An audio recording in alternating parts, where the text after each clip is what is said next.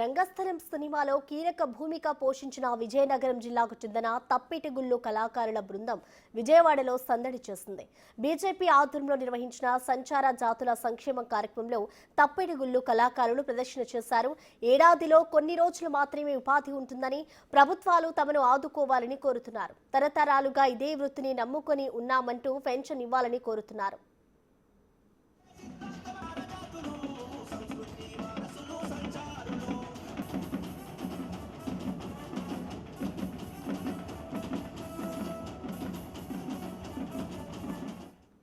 దీనిపై పూర్తి సమాచారాన్ని మా ప్రతినిధి రాజేష్ అందిస్తారు.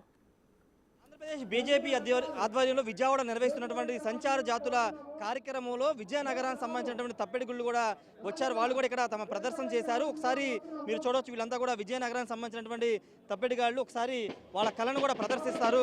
చూడొచ్చు, ఇదంతా కూడా సంచార జాతులకు సంబంధించిన వాళ్ళు ఈ తప్పిడిగాళ్ళు అంటూ ఇలా చేస్తూ ఊరు వాడ అనేక కార్యక్రమాలు నిర్వహిస్తూ ఉంటారు. నిర్వహించి వాళ్ళు జీవనోపాధి పొందుతూ ఉంటారు. ఒకసారి వాళ్ళ కళకు సంబంధించి వాళ్ళతో మాట్లాడించే ప్రయత్నం చేద్దాము. ఒకసారి ఈ పర్సన్ క్లోజ్కి వెళ్తే మీరు ఒకసారి మా కెమెరా పర్సన్ మీకు చూపిస్తారు. ఈ పర్సన్ మీరు చూసే ఉంటారు, చాలాసార్లు చూసిన వాళ్ళకు గుర్తే ఉంటుంది.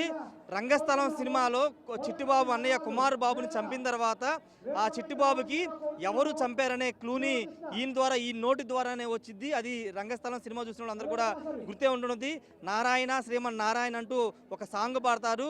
చిట్టిబాబు చెవిటివాడు కాబట్టి ఆయనకి వినపడదు కాబట్టి ఈయన వాయిస్ నోట్లో నుంచి వినే ఆ పదం ద్వారా కథంతా అక్కడ ట్విస్ట్ రివీల్ అవుతుంటుంది. ప్రస్తుతం ఆయన ఉన్నారు. వీళ్ళంతా కూడా సంచార జాతులకు సంబంధించిన వాళ్ళు అనేక ప్రాంతాలకు వెళ్ళి వీళ్ళ కళని ప్రదర్శిస్తూ వస్తుంటారు. వీళ్ళకి సరైన ఉపాధి ఉండదు, సరైన ఇళ్ళు కానీ అవన్నీ ఉండవు. కానీ ఇప్పుడు రాష్ట్ర బీజేపీ ఆధ్వర్యంలో కళను పెట్టడం ద్వారా వీళ్ళకి పూర్తి స్థాయిలో ఆదుకునే విధంగా ఈ కార్యక్రమానికి శ్రీకారం చుట్టారు. వాళ్ళతో మాట్లాడడం తప్పిడిగుళ్ళు అంటారు వీళ్ళందరినీ కూడా. భయ్యా, మీరు చాలామందికి సుపరిచితులే, కానీ మీ కళ ఇప్పుడు ఈ కళ ద్వారా మీకు ఎలాంటి ఉపాధి లభిస్తుంది? మీ కుటుంబ పోషణ ఎలా సాగుతుంది? నా పేరు నీలపండు సత్యం అండి. మాది విజయనగరం జిల్లా బాడింగ మండలం జీకేఆర్పురం గ్రామం. ఈ తప్పిడిగుళ్ళు కళ సుమారు నేను 35 సంవత్సరాల నుండి ప్రదర్శిస్తున్నాను. ఈ కళను కూడా ఇంతకుముందు చాలా గ్రామాలంట గురువుల్ని అనుభవమైన గురువులు తీసుకెళ్ళి ఆ ఊర్లో ఒక 20 మందో 30 మందో కుర్రలు ఈ ఒక యాదవ కులంలో ఈ తప్పిడిగుళ్ళు ఎక్కువ యాదవ కులంలో ప్రదర్శిస్తారు.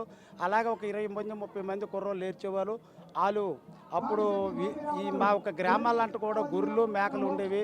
సంవత్సరానికి మనిషికి ఒక గొర్రె ఇచ్చేసి మాకు ఉపాధి ఉన్నట్టుగా వాళ్ళు ఈ కళలు నేర్చుకున్నట్టుగా అలాగే సంవత్సరం పాటు ఒక 20-30 మంది కుర్రలు చెప్పాలి. వాళ్ళు కొన్ని గ్రామాలు వెళ్ళి ప్రదర్శించారు. వాళ్ళకి ఉపాధి అయ్యింది, మాకు ఉపాధి అయ్యింది. ఇప్పుడు నేటికి ఇంచుమించు ఒక 15 సంవత్సరాల నుండి ఈ కళను ఎవరు నేర్చుకోలేదు. ఊర్లంటే కూడా గొర్రెలు మేకలు లేవు. పెద్ద పెద్ద వాటికి జబ్బులు వచ్చి సావులు వచ్చి చనిపోయినా ఎక్కువగా ఆ ఉన్న గొర్రెలు ఎక్కడ ఎవరికో ఊర్లోనూ ఒక 5గురికో 3గురికో ఉన్నాయి.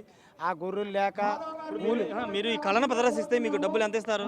ఈ కళను కానీ మేము ప్రదర్శిస్తే మాకు రోజుకి మనిషికి 1000 రూపాయలు లెక్క ఇస్తారు. ఏదో దూరం గ్రామాలు వెళ్తే. అలాగే మా దగ్గర ఊర్లు అయితే రోజుకు ఒక 500-400 దగ్గర తప్పదు, ఎలాగైనా ప్రదర్శించాలి. అంటే ఎన్ని రోజులు ఉంటుంది మీకు?